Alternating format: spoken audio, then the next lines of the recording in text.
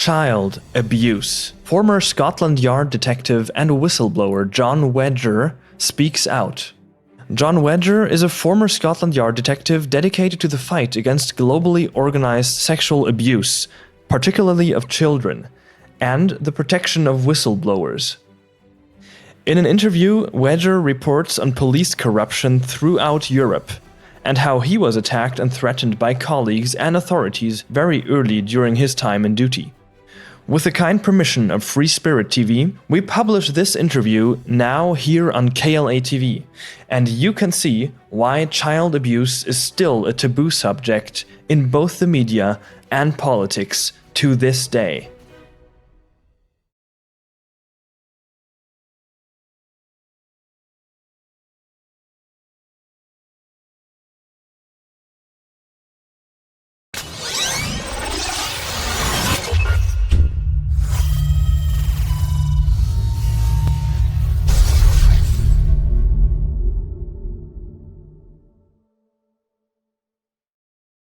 Hello everybody and welcome to Free Spirit TV, information beyond mainstream.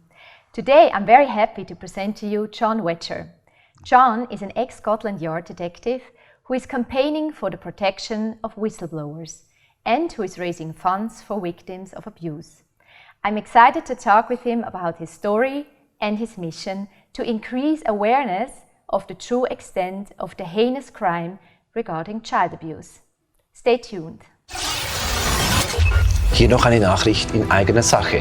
Free Spirit TV ist eines von mehreren Projekten des Free Spirit Bewusstseinstrainings. Dieses Training ist ein hervorragendes Konzept für Menschen, die einfach mehr vom Leben wollen.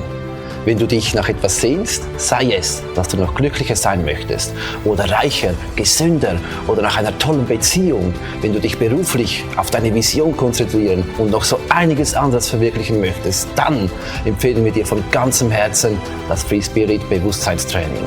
Du findest es unter www.freespiritinfo.com. Ah ja, und noch etwas.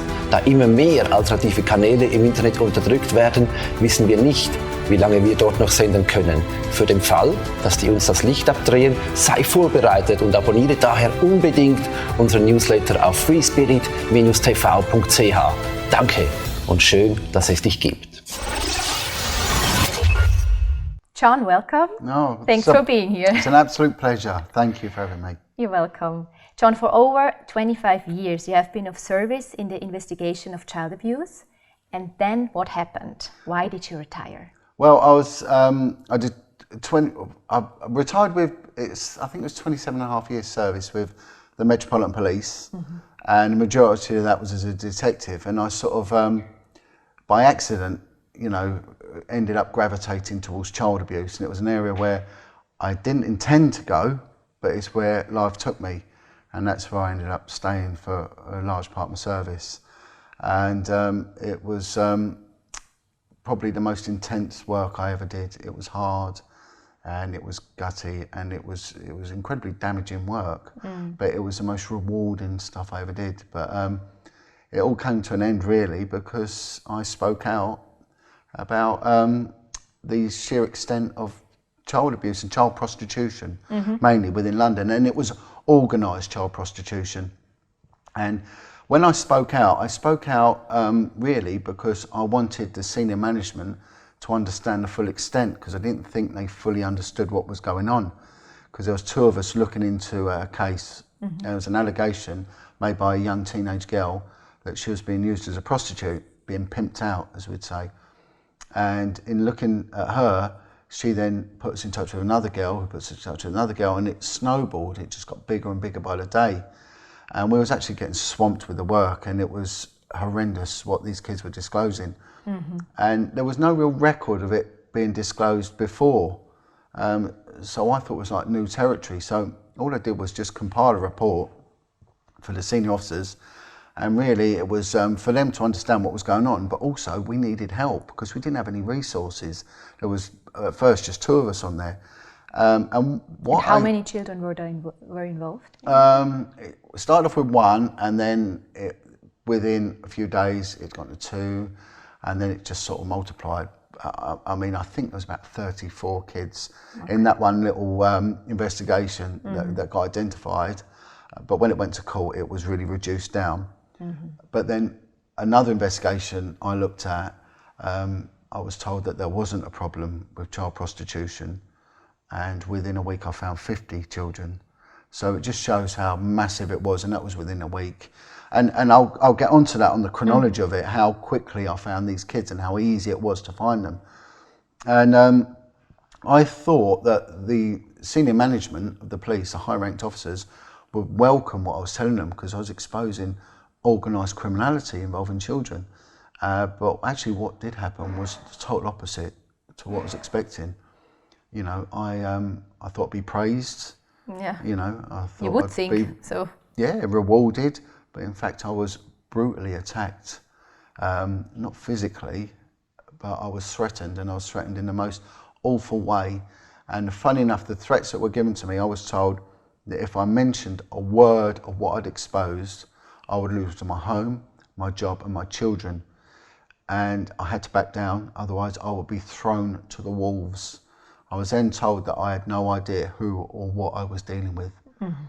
And who was telling you that? Your boss, directly? This was a senior officer who went on to become one of the UK's most senior police officers. He was massively promoted after that. And the thing is that over the ensuing years, everything he said to me happened. So I did nearly lose my job. I nearly lost my liberty. There was 9 attempts to imprison me. And I nearly lost my home because they stopped paying me. I went without a wage for nearly 3 years. And in the end, I nearly lost one of my children because there was an attempt to take one of my kids into care at one of the lowest points in my life. So I can get onto that at the right time because it's quite an important message out there. Really, there is no extent that the British police, and it's not just the British police because I've spoken to other people from elsewhere, there's no extent that the establishment will go to cover up the systemic abuse and prostitution of children. And I was then to realise how important children were in organised crime and politics and everything else, the things I've learned over the last few years. I mean, I'm happily out of the police now. It was a shame because it was a brilliant career, and detective work is incredibly interesting, especially in a city like London.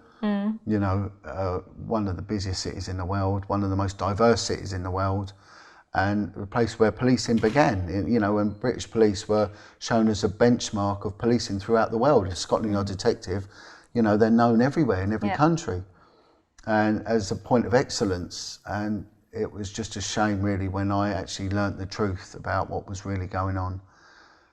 So I was happy, really, to get out, to be free. And in doing that, it allowed me to speak out more freely. I mean, my battle still goes on. I'm due to give evidence at a government inquiry into the cover-ups next month in October. I'm taking the Metropolitan Police to a tribunal court next year for what they did to me in order to silence me. And I'm speaking out, which is the most important thing, and it is really having the voice. And this is one thing that the victims that lack. In order for child abuse damages, it's pure rot, it's cancer. It destroys their soul. And in order really for people to get healing, they need retribution. They need to know that something's being done, right? And they need a voice. They need to be what they call witnessed. They need a say, and they're being denied that. And it causes frustration, it causes hatred, it causes anger, and it causes addictions, and it causes just a total self-deterioration, you know, and we see that on our streets. We see that with our drug addicts, we see that with our homelessness, we see that with our massively increasing prison population. And really what I found out, and it's just through, not just through my research, but from the professionals I've spoken to, that child abuse is at the core of so much. And it just doesn't get the attention that it really needs and the exposure that it really needs. Yeah, I believe that too. That's why I always want to interview people like you who are so courageous to talk about it, right? Yeah. What do you think is the reason, or can you explain to our viewers why you can't name names? Right, naming names is a dangerous thing because the libel laws are very, very strong. Now, if I've been attacked on social media, John Wedger doesn't name names, it would be pointless because I would probably end up being silenced for good and imprisoned. And what's the point of that? Yeah. You know, there's a parable in the Bible and it's called The Man Down the Well. And it's about a rich guy jumps down the well to be with a man who'd fallen down there. And the guy who was down the well said, you know, you're crazy. Why have you jumped down there? You could have used your wealth to buy a ladder, to get a bit of rope, to someone's help. And it's very similar to this situation. If you go out there and start spurting names, and sometimes it's very difficult to prove to a court standard as well. Especially in the UK, we've got one of the highest burdens of proof in the world. We've got beyond all reasonable doubt. We've got a common law system where there is a presumption of innocence, whereas Europe, especially in you know, Central Europe and countries like this, you've got a presumption of guilt. This is a different system. And to prove beyond all reasonable doubt, really, you've got to prove 99% that the person's done it. And then if you speak out, then the legal teams will get involved, and you know, I'll get crushed. Yeah. And it will just be absolutely futile. But I will name names, and I will name names if I'm asked in the inquiry, and I will name names in the court. Okay. And that is the right place for it. And I don't want to cause any instability or hinder all the hard work, not just I've done, but all the other victims that have come forward have done, you know? Yeah. And we have seen too many people silenced and sent to court and then sent to prison. And we have seen it a lot in the UK recently. And it's pointless, it's a waste of time. And they're getting heavily sentenced, you know? And we've just seen a case of a woman called Sabine McNeil who spoke out and basically did naming names with the Hampstead case, which was the satanic abuse case in there. And they've given this woman, I think she's in her 70s, 9 years. I mean, it may well kill her, you know. We've just seen another case of a guy called Carl Beach who spoke out about VIP paedophile rings, and they sentenced him to 18 years. And they've just cast him as a liar. Now, the guy has got a questionable character. That is a matter of fact, because he has got convictions, and some of them are awful convictions against children. But this brings it back to the other sad statistics, that there are people that have been abused go on to abuse. Not all of them, and I'm not saying that at all. I really don't want that to be expanded on, but a lot of people that do abuse have been abused themselves. It is the way it is, yeah. And unfortunately, that will get used if they're speaking out as a witness for other cases. No way am I agreeing to it at all. And a lot of the good people that I've worked with, victims of abuse, the last thing they would ever think of doing is hurting anyone, you know. And it's quite strange, because I do a lot of stuff now with convicted criminals, and people that have suffered awful, horrendous abuse. I mean, if you did it to an animal, you go to prison, That they've done it to the children, and you know, nothing. And these people won't harm a hair on a child's head or an animal, you know. But they get older and abuse them. My God, they'd take their heads off, you know. But the system in the UK, the criminal justice system, has deliberately failed victims and survivors of sexual abuse, childhood sexual abuse, and they have. And I hope that my experience has proved that it has been a deliberate attempt, and especially in my case it was. It was absolutely appalling what they covered up, and they deliberately covered it up. But so many of your, I guess, also colleagues stay quiet. They do. Or how did they react? Well, the funny thing is, I've addressed Parliament on quite a few occasions, and I spoke out at a victim and survivors debate that they had in Parliament in one of the committee rooms, and I turned around and said, whistleblowers are very much like victims of abuse. When you stand up, you stand alone. No one will stand with you. No one. You know, I've had people come up to me and said, you know, I knew what was going on, and you're really brave for doing it. But for me, I've seen a lot of criminality involving the police, and it really didn't bother me. And I'm saying that people might be appalled by it, but it was a game. The criminals played a game, we played a game, and sometimes the line got crossed. But when it involved cover-up of child abuse and child prostitution, no way was I... It's something different, right? My God, no way.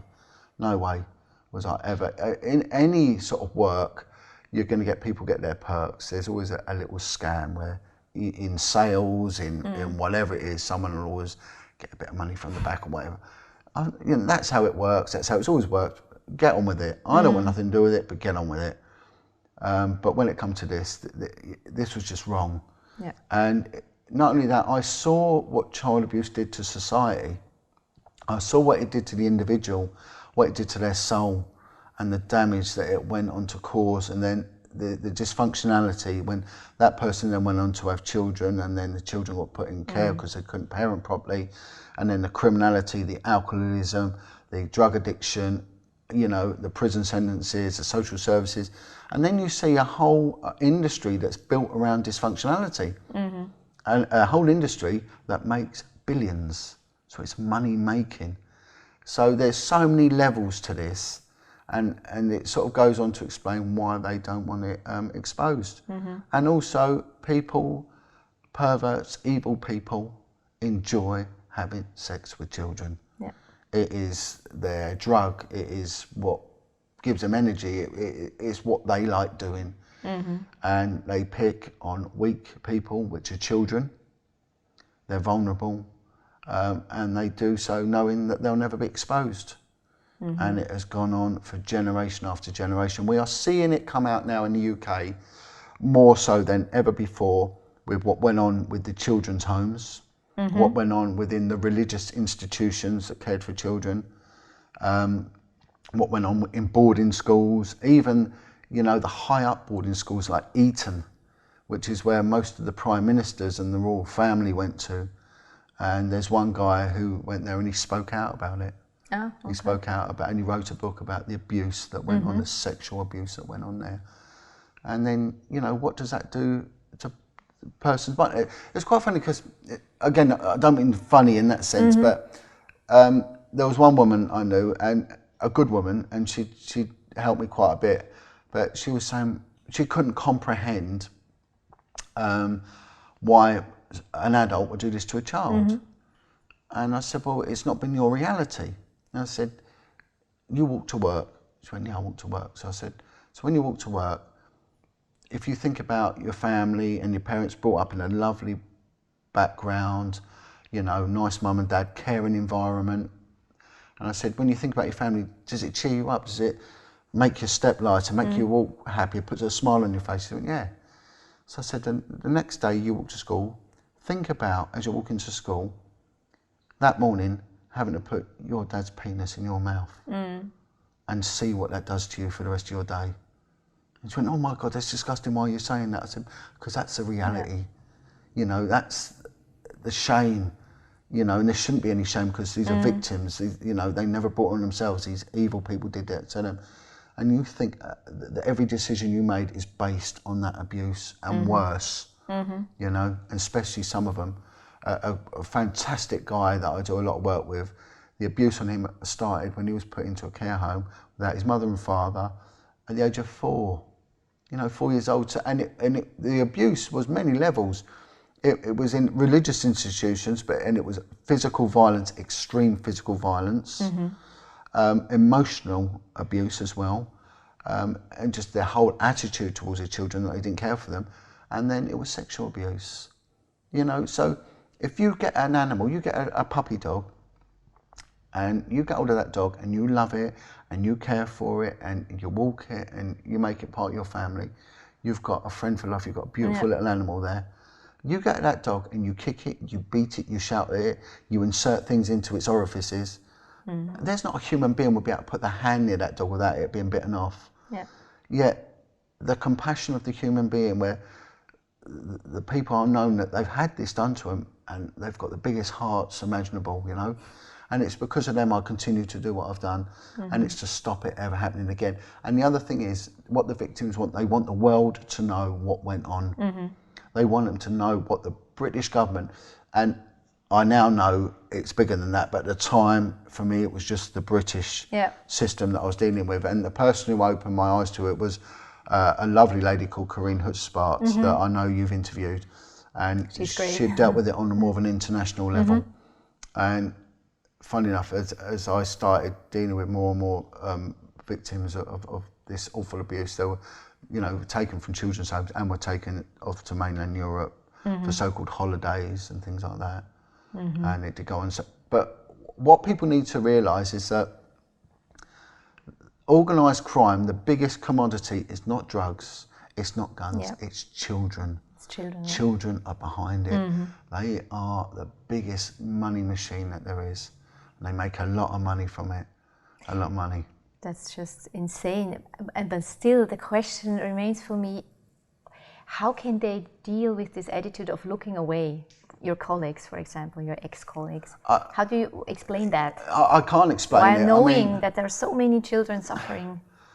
When it comes to, I mean, I can only make an assumption. Now, when it comes to the higher up threatening me, they knew what was going on. They knew that this was organised, and they knew the money that was involved, and they knew the people that were involved. And I genuinely believe, from the information I've received and my wisdom and knowledge through dealing with this, that it can and probably does affect not just domestic but global politics. Yes. You know, where there will be people high up in society that have been videoed having sex with children and things like that. And that's not even going on to the other dark subject of satanic ritual abuse, which is even more monumental. So I think when it comes to that level, when they threatened me, they knew what was going on. Now, whether they were put in place to be gatekeepers to prevent that evidence ever getting out, which may well be the case, maybe they were complicit in it, maybe they were involved in it, I'll never know, and they'll never admit to it anyway. Lower down, people are comfortable and they don't want to rock the boat. And also, when you take things like the police and the military, people are disciplined. And you're brought up in a disciplined environment, and you're brought up to do as you're told. And, you know, policing in Europe, on the whole, is civilian. You know, there are one or two paramilitary forces that they've got in Spain and in Italy, but on the whole, it is still a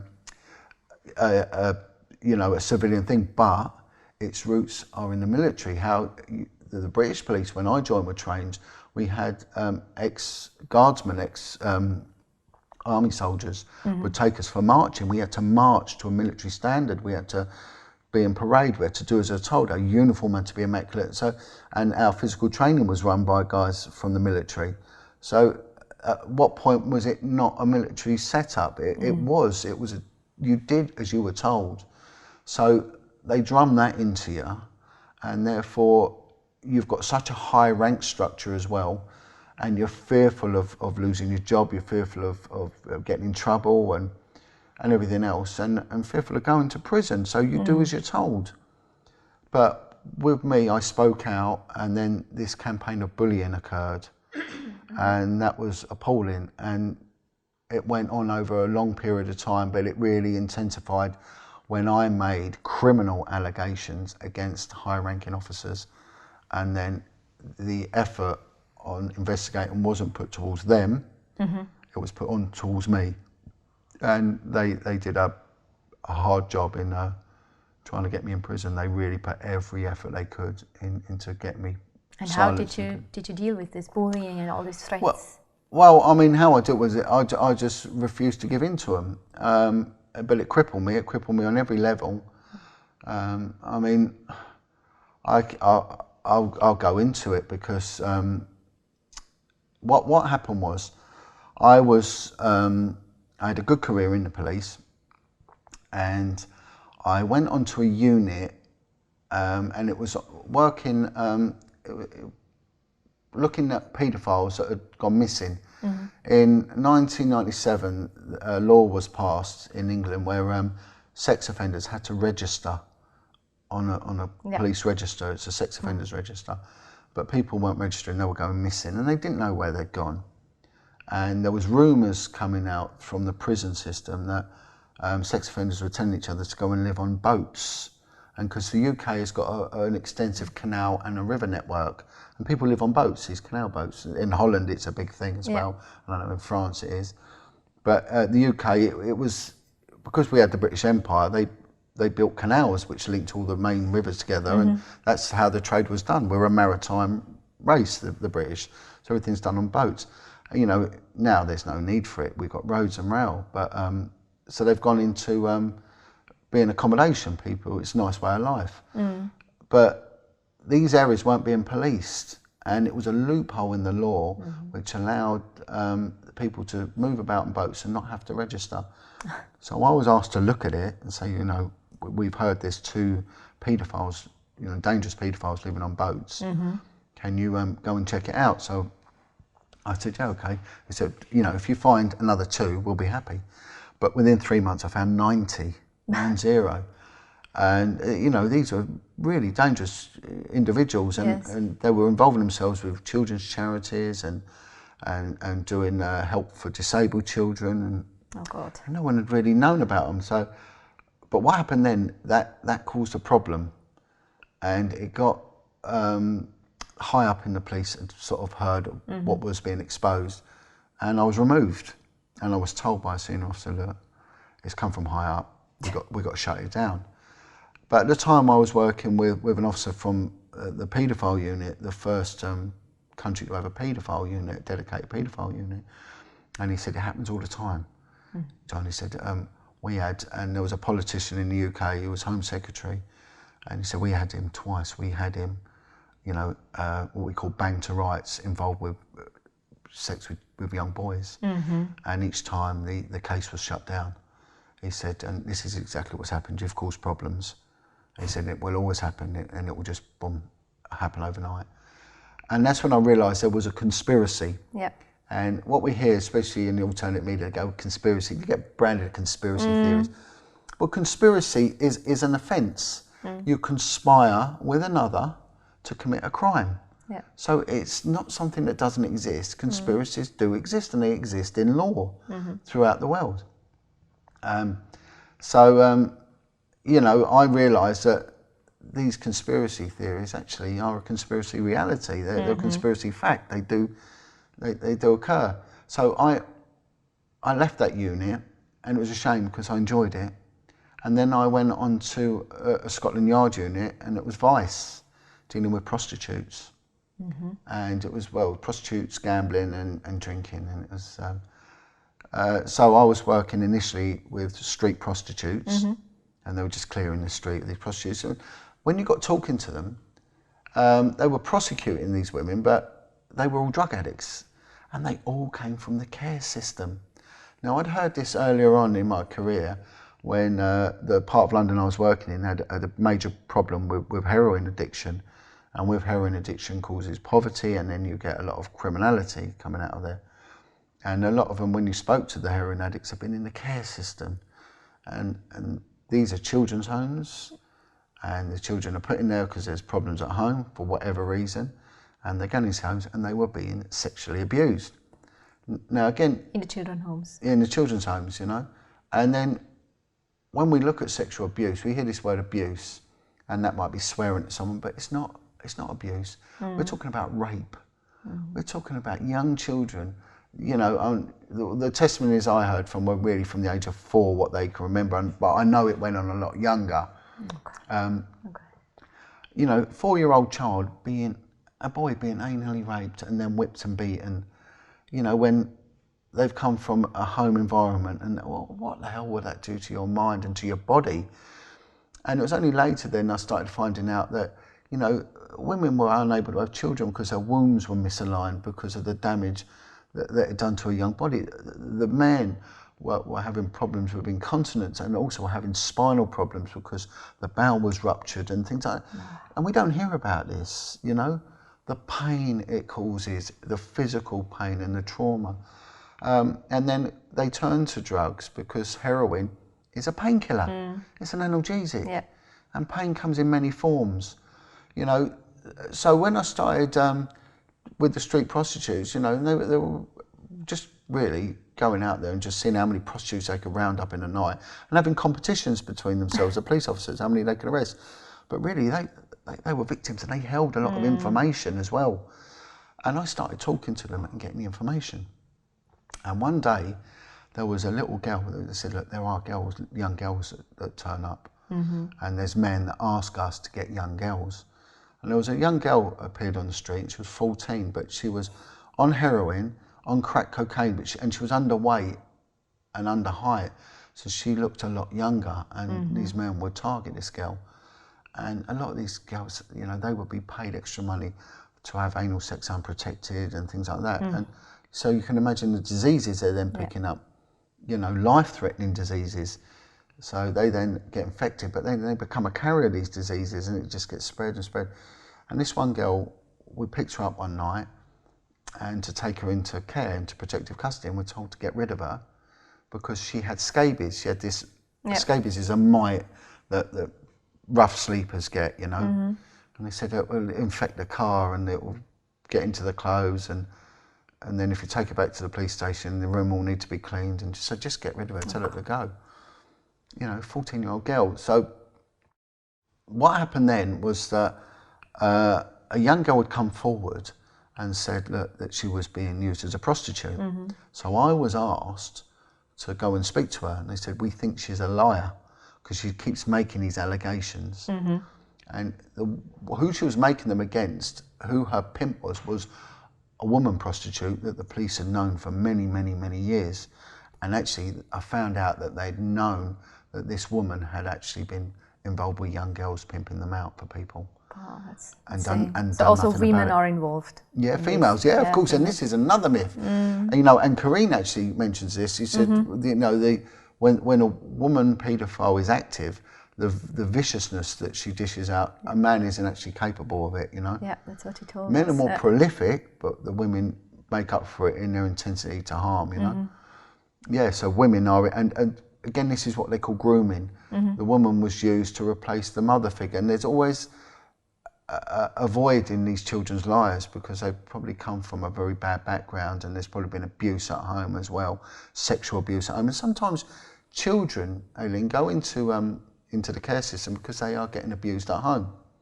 So this one girl, I went to see her, and she was so accurate with her information. She weren't lying. She said, the police don't want to listen to me. So not just me, you know, me and my partner I was working with, we said, well, we'll listen, we'll take your evidence. And her evidence was compelling, and it paid off because it matched up. We corroborated her evidence. And it linked in with more children and more children. And the youngest was 9 years old, and they went up to about 14. But then we found out that the clients could be very wealthy Arabs. There was, in the cover-up, there was a judge involved in the cover-up. There was someone involved on the BBC was involved. But also the children would be taken and sold for crack cocaine, swapped for crack cocaine. And 1 minute in what we call a crack house, be traded for 20 rocks for an hour amongst other drug users. And then they could be taken to a really wealthy part of central London and traded to wealthy Arabs for £2,000 an hour. And it was just massive and massive. But then social workers started speaking to us, and then they started saying, look, this has been going on for so long, and your unit, which is the only unit that was allowed to deal with it. Now, this is another way the police controls information. Certain units are only allowed to deal with certain crimes, so it gets taken off. And in my opinion, it's so they can contain the information. Yeah, makes sense. And that's what I found out. You know, so this one social worker said, you know, these girls are in trouble, mainly girls, but there were boys as well.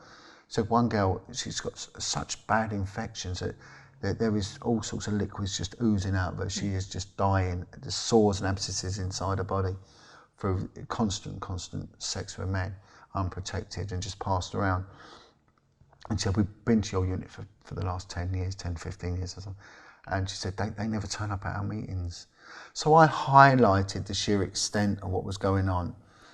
And also there was an organised crime element. There were gangsters involved. And there was connections to people high up in the establishment involved with it. And my boss, I liked the guy, he was always okay, but when I wrote the report, he just turned on me, and he did. He threatened me, like I said earlier. He said, you'll lose your home, your children and your job. You've got to shut your effing mouth. Started swearing. He said, you've got no idea what you're dealing with. He said, if I can't help you, if you keep talking about this, you'll be thrown to the walls. You'll lose everything. So he was afraid too, huh? Yeah. for whatever his reasons. Now, I don't think there's any honour in his reasons because he's a family man, so he must have, well, he did have children. So what the hell's going on, you know? Yeah. But I moved from that unit and I went to another unit, again, that was dealing with child abuse, and I was warned, don't ever look into this again. And I went on to this unit, and the first day I was there, it was a child abuse unit. So before I was on Vice, now I've gone on to child abuse. And for Vice is what exactly? Vice is prostitution. It's Vice, so it's prostitution. So it involves gambling. It's just it's a strange term, but it's, well, they call it vices. You're a drinker, you're a smoker, you're a womanizer. It's a vice. And this unit had quite a terrible past. There's a lot of books been written about this Scotland Yard unit, the Vice unit, a lot of corruption. okay.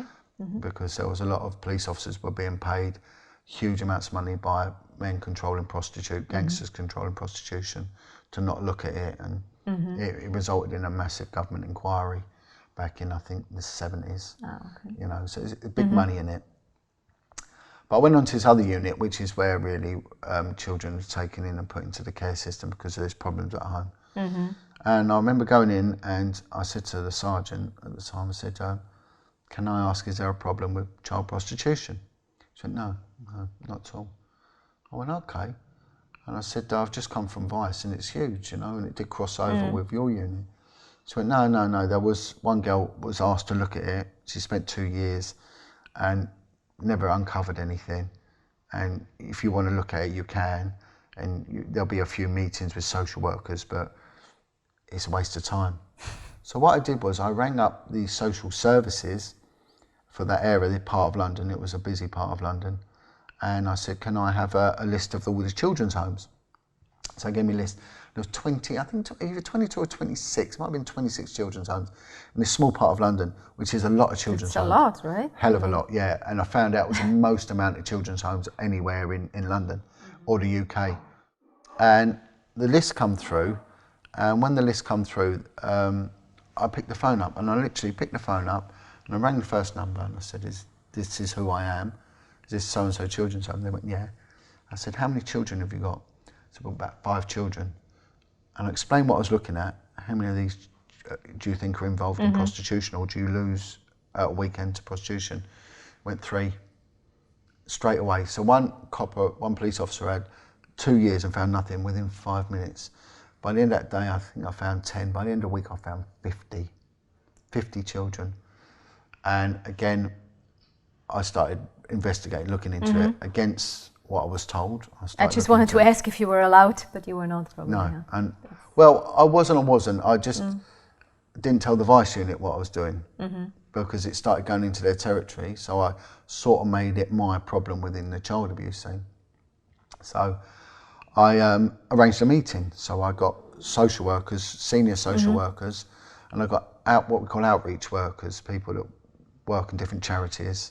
And there's a big charity in the UK that helps children, the #1 charity. And again, I've got to be very careful. And the head of sort of child exploitation was at this meeting.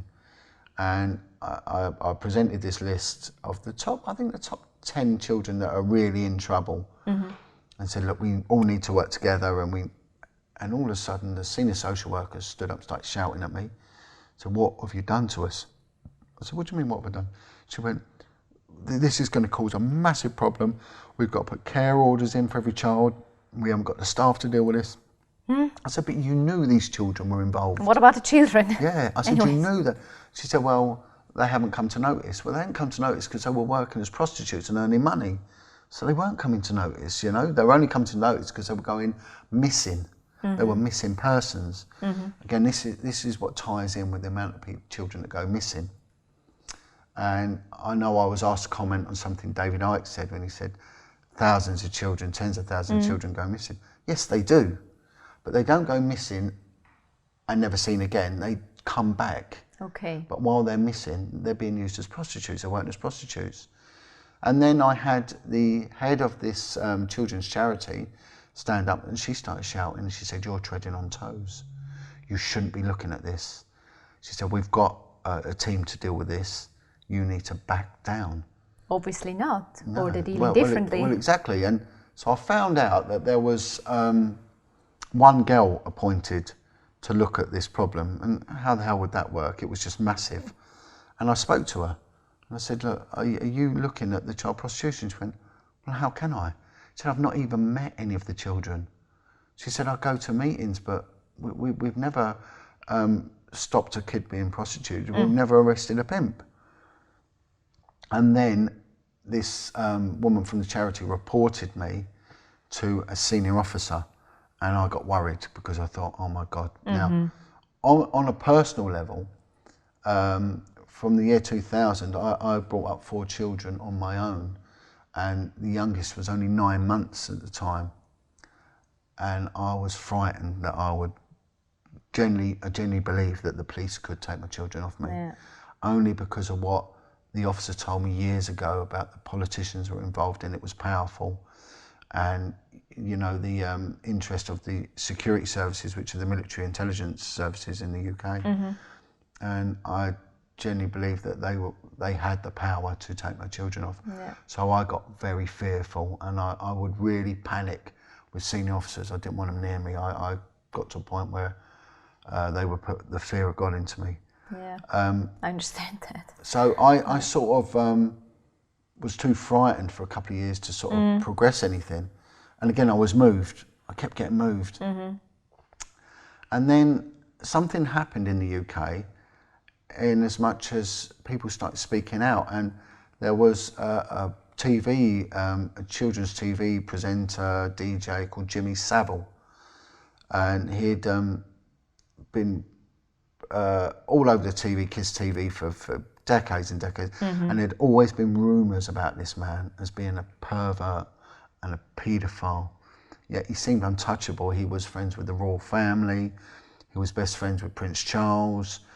He spent something like 7 consecutive Christmases with Margaret Thatcher, the Prime Minister. He was friends with Mossad and all that. And this guy, when he died, and then all of a sudden it came out, and they ran a TV program about the proliferation, how much he was involved in raping children, you know, girls and boys, and especially handicapped children. Now, he'd actually opened hospitals for handicapped. That's awful. And the switchboards were absolutely inundated, and the inquiry, they couldn't silence it. They even, at his funeral, he was the patron of the Royal Marines. Now, the Royal Marines are an elite fighting force, they're well respected in the UK, you know, and they made him a patron and actually carried his coffin. They laid him to rest in a graveyard in the north of England with a huge tombstone.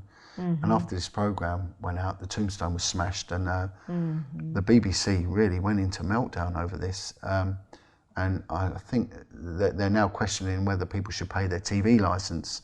The government are looking at it because of Jimmy Savile, what he'd been doing. And the BBC had known about it for just so long, and his connections with people high up. But with that, a couple of police officers came forward. So I thought, well, I've got to speak out. I have to speak out. So I made an allegation against a senior officer who threatened me, and I said I will only speak to a high-ranked woman detective. And I was told by the corruption police, well, why has it got to be a woman detective? It can't be a uniform, so it needs to be a detective, it needs to be a woman. And I said, because a woman can't roll up her trouser leg. Now, a lot of people might not know what that means, but what that means is she's not going to be a Mason. Now, I'm not accusing Masons at all of covering up paedophilia, but I know that there's going to be loyalties within certain groups. I've seen it within police units, there's been loyalties and people were silenced. I didn't want any other loyalty going on, you know? So this woman did speak to me, high-ranking detective, and she did take the allegation and reported it as a crime. And then what happened was I was exposed then to nearly 4 years of intense bullying. 4 years, oh my God. 4 years, and it resulted in my pay being stopped. It resulted in me being investigated for so many different offences. One of them could have carried a 15-year prison sentence. There was 9 files went to the Crown Prosecution Service to get me prosecuted. So they wanted me in prison. It was clear what they wanted to happen. And the real changing point for me was that my son, one of my boys, was involved in a terrible accident and ended up on life support. And I got called to the hospital because he'd actually died. He was dead for 7.5 minutes. And they called me in the hospital. By this time I had no money, I had no income. The bank had been round my house twice to look at taking my home off me because I couldn't pay my mortgage. Luckily the bank were quite sympathetic, so and the woman, Nice to hear. the woman actually told me about her family history, and she said, no one will touch you for the time being. And so they did have an arrangement where I paid a minimum amount. They were really good. So although I'm not a fan of banks, you know, on this occasion they were really supportive. So I nearly lost my home. So the threat was, you'll lose your home, your job. Well, I was looking at going to prison, so I was going to lose my job and my liberty.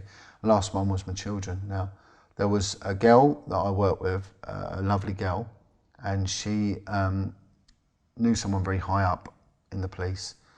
And when my son was taken into intensive care, she actually contacted a high-ranked officer and said, look, you know, please can you help John Wedger? He's in such trouble and he's done nothing wrong, and look, we're worried for him because his son is in intensive care. And she said, I've just heard that his son's actually died.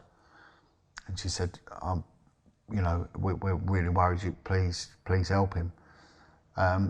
So they said, well, we'll deal with this. So I went up to the hospital and my son was on 100% life support. And they were looking at turning his life support machine off after 5 days. And I stayed with him for 3 days and I had no money. I was sleeping in my car, you know, when I weren't, you know, they had to change him, you know, and every now and then. So I'd go and have a few hours sleep in my car and then I just held his hand. And on the 3rd day, he actually woke up. So I had 2 days before they were going to turn his machine off anyway. Wow. He actually woke up. Okay. And they then thought he was brain damaged because he was dead for so long, but he wasn't. Wow. And he actually showed a response. So I went home. I was just shattered. And at home, I had a 16-year-old son, and I had an 18-year-old son, and I had a 24-year-old son, I think, at the time. And when I got home, the police, there was 2 detectives there, and they were going to arrest me for child neglect for leaving my 16-year-old boy home alone. So knowing what they knew about the situation I was in, knowing what they knew about I was whistleblowing, the Metropolitan Police, the London Police, decided they had one offence they could have me for, and that was leaving the child home alone. Bear in mind, he was with an adult anyway, and they were going to arrest me. And I said to the detective, before you do anything, you speak to my children and you look around my house. So they look around your fridge and make sure you've got food in, they make sure the house is warm. So they did everything, spoke to my boys. And then I said, then you listen to me. And I told them my story. And luckily this detective, he turned around and he'd give me a big hug. And he said, you know, I've been in the military, I'm now in the police, I've had enough. I've seen too much corruption, I'm leaving next year.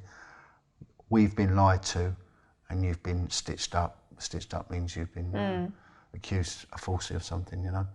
And he left. So the threats of losing my home, my children, my job, that's what they did. And then I found out that there was other police officers that had been through the same. And there was one woman who'd exposed child prostitution in Manchester. They did the same to her. They tried to have her put in prison. She actually thought she was going to get 2 years in prison. She actually went home and told her daughters, Mummy's going to prison. You know, there was another police officer who had exposed the island of Jersey. There was a children's home called Hope de la Garenne, in which children were killed, they were murdered. On the island he had found bones there and they'd covered that up, and they did the same. They threatened to arrest him. He had to leave the island. There was an arrest warrant put out for him.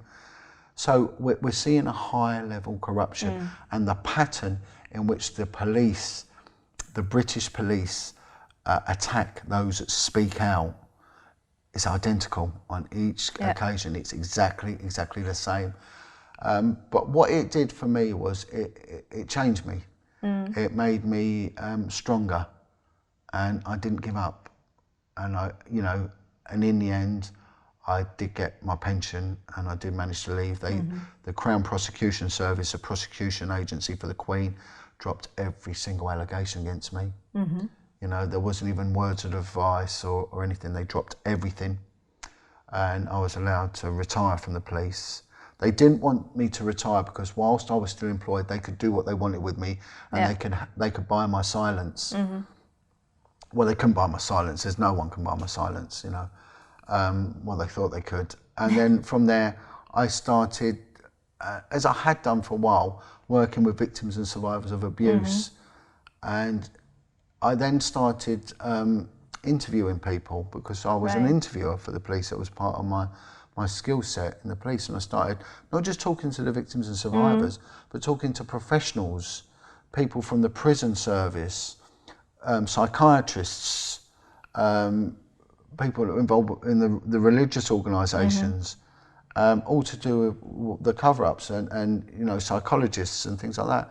And it was fascinating what came out, and everyone, bar the religious people, they're the exception, were saying the same thing about the cover-ups and how much child abuse is at the core of everything. And then the one thing that kept cropping up was satanic ritual abuse. And that, a bit like speaking out against the police, was when attacks started coming as well, when I started speaking out against that. So that's a big theme, huh? It's massive. It's just huge. It's no one talks about it. No one even investigates it. I mean, there have been. I think I've got a list. I'll have to get off you. There's a guy called Wilfred Wong who he's an ex-serviceman, and he's a barrister, an ex-barrister as well. And he's made it his sort of life's campaign to investigate satanic ritual abuse. And he's got a list of cases that have gone through the British courts and has been successful prosecutions with a satanic element to them. And there's a lot in recent years. So there's no way it's a myth.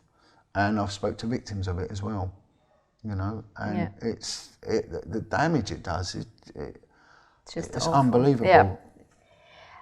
That's really crazy. And you're also supporting whistleblowers now, right? So how do you do that? Well, what I do was I campaign, and outside of House of Parliament once a month, there's a group of us, we get together, and I do a live feed on Facebook, and I call out to whistleblowers to speak up. And the government, the British government, has set up an inquiry. It's called the Independent Investigation into Child Sexual Abuse, IICSA, and it's on its third hearing now, and I've been asked to give evidence. And this is other whistleblowers that have spoken out, and we've been given a platform now. And it's a protected environment, so no one can sort of hinder what you say. And on top of that, I do my Facebook please, and I ask people, whatever remit they're in, to come forward and to speak out, because covering it up is a crime in itself. You're not in the wrong. And I tell them, don't be scared, do not be scared. It's difficult with the police because the police get such a good pension. And they don't want to speak out because they'll lose their pension. They're afraid to lose that. They're afraid to go through what I've gone through. No one wants to go, and I can't blame them, because one man said to me, why should I come forward? You've just told me 3 good reasons not to come forward. You lose. Yeah, if it's just about the money, I can understand. I cannot understand it, but if it's threats against children and stuff, then I can understand that, right? But if it's all about just money, I don't see the point of just looking away, Well, how can you look away? Yeah, how can you? That's the question, right? If you just put yourself in the position of that frightened child, because someone said to me, they went, are you not frightened? I said, okay, well, let's look at fear. What is fear? And I said, my fear is as a grown man speaking out against the cover-ups and telling the truth, right? So why should I be frightened of that? But what about that child that had to go through it? That's the real fear. That poor little child that is sitting there, petrified, knowing they're going to be hurt, they're going to be raped, they're totally confused, and then wetting the bed out of fear, and then getting punished for that, and then it goes on, and the degradation that they put these children through. And I just thought, no, how can I allow this? How can I allow? You know, we have these international organisations that want to save the whales, the dolphins, and donkeys out in Africa that are malnourished and work too hard and all that. And people, the donkey one, for instance, the UK's got it. It's donkey sanctuaries, and that they've got so much money, they don't know what to do with it. Yeah, but you do anything for children, no one gives you anything. Yeah, that is. They don't want to know. Strange. Very strange. It's like that. I can't really explain that. Maybe it's because people can't imagine that really stuff like that happens to children. It's hard for them to understand that's really true. Yeah, but I think if they soul searched, they'd realise that it probably went on in their family, you know, because it covers, it's across the board, you know, and if they knew the symptoms of abuse, alcoholism, anger, aggression, you know, dysfunctionality, not being able to keep down a job because it's control. You know, there's one guy I know can't have a bank account because he won't have the bank telling him what to do. You know, because it's people in control, people hatred of authority and things like that. And then, I mean, one of them was one guy we dealt with. He said, I can't even keep a job because I shit myself because my bowels are damaged, and I can't. I just soil myself. And he was crying as he was saying it, and he felt so sorry for this guy. And I remember a kid at school, and he was always missing himself, and then the teachers would beat him because he was naughty as well. And when I look back, I'm thinking he was being abused. Yes, of course. He was being abused. That's what his problem was. He was being raped at home. So when people realise how close to home this is, then maybe they and also when they realise, you know, that the person who burgles a house is on heroin, and he's burgling the house to pay for his heroin. You know, the beggar outside the shop is on heroin and is paying for it. But then let's bring the timeline back. Yeah. Why are they on heroin? Right. And it's difficult for people to have sympathy for someone who's not working and who's begging. Difficult people. You know, difficult people, I mean, it's like the guy, Billy, that I do a lot of work with, he said, I couldn't be fostered. No one would have me because I just smashed the house up. I was wild. I was a wild animal. I spent all my life, juvenile life, in government-run institutions, government children's prisons. He said, because you couldn't put me anywhere because it's too violent. You know, yet the most compassionate, kindest guy I've ever met. You know, and this is what happens. It comes out in the aggression, and you know they call them nutcases, psychopaths, and all that. But what made them that? Right, that's the question turned we this have to ask. man into an angry dog. And when they realise that it comes down to this, and this is what we've got to do. We've got to highlight the sheer extent of abuse and the detriment it causes to society. What does someone who wants to blow the whistle need to know?